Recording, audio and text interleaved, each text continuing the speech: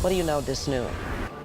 That's what police are saying. A small child in the house when this all happened. There were initial reports that child was 2 years old, but police have not confirmed that. I'm told he was coming here to the Raleigh Community Center where he was playing basketball a couple of times a month. In fact, we're told he was even here last week. Went for the purse, and then we're told just before that he was at another office stealing laptops. This investigation all centers right back here at the Roadway Inn. The man here is in extremely critical condition. The man who walked into the hospital is just in critical condition. But if you know for sure already that your home definitely has lead pipes, you may want to run that water before drinking it. Thousands just left to cool off with these little paper fans after a tree fell down and knocked power out for this entire area.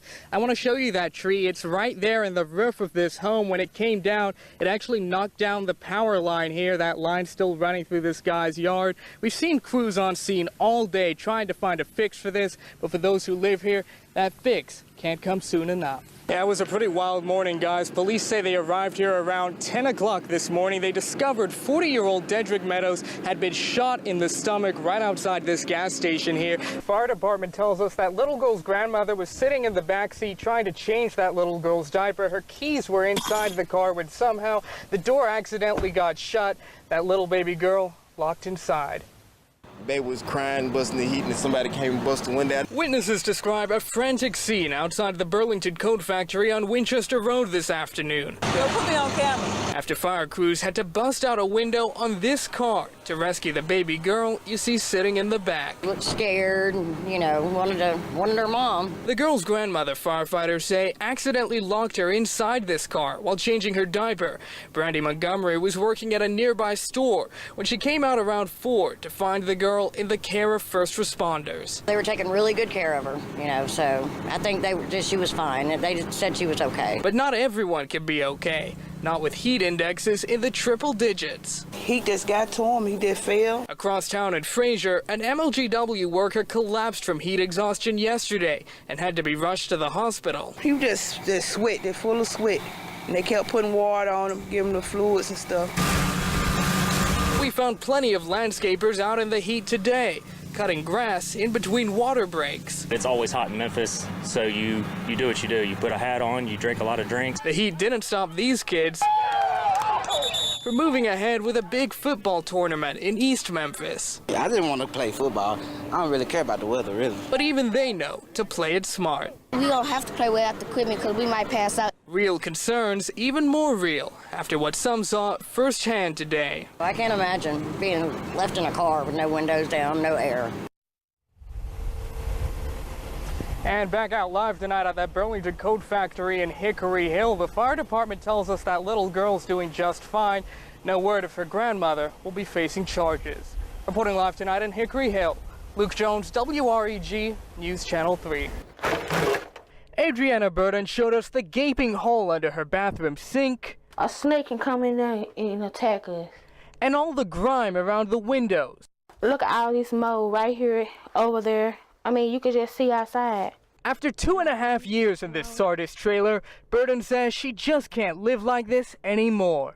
It's like hell. And the problems aren't limited to inside. Take a look under this board right here, and you'll see what tenants say is an open septic tank. It smells like, what can you say it smells like? Burden and her husband James say they've told their landlord about this repeatedly, but say that never solves it. We complained to him about it, and he acted like he wanted to come to fix it. He never did get around to it. It's a charge their landlord flat out denies. And you can ask any of my tenants, there's something wrong, they call me. I don't wait no next day, I come probably the same day. And while he doesn't dispute the Burden's trailer needs work, he says it's not for the reasons you may think. And nasty, because they in there, they nasty. That's what's wrong with it. He's claiming the Burdens are 3 months behind in rent, and yesterday he gave them 30 days to get out. Really, I want them out of my house. I just want better for me and my husband. I mean, where we go put our stuff? Where we gonna go? In Sardis, Mississippi, Luke Jones, WREG News Channel 3. You open up these baggies, you get these flyers titled Loyal White Knights Neighborhood Watch. But now neighbors living in this neighborhood tell me they're going to be watching out for whoever's dumping these flyers in their driveways. Matthew McClanahan couldn't believe it. Having to see this bag of white rice and a note in it. A controversial message waiting for him in his driveway, inviting him to join the Ku Klux Klan's Neighborhood Watch. Because something like this doesn't need to be happening anymore. McClanahan says several of his neighbors on Cherry Valley Boulevard also got the flyers yesterday. They read, quote, "The law-abiding citizens of your community can sleep in peace knowing the Klan is awake." But McClanahan says these flyers are keeping him up. So really ain't no easy sleep going on with this stuff going around. Blocks down, Kenneth Slagle says this is his first time seeing the flyers. He wonders who would do such a thing. Everybody gets along in this neighborhood. I haven't seen one single fight since I've been here. Meanwhile, the head of the real Colonial Hills Neighborhood Watch is keeping an eye out for the Klan. We've got cameras. A lot of people have got cameras, so if anything comes up, we should be able to find out about it.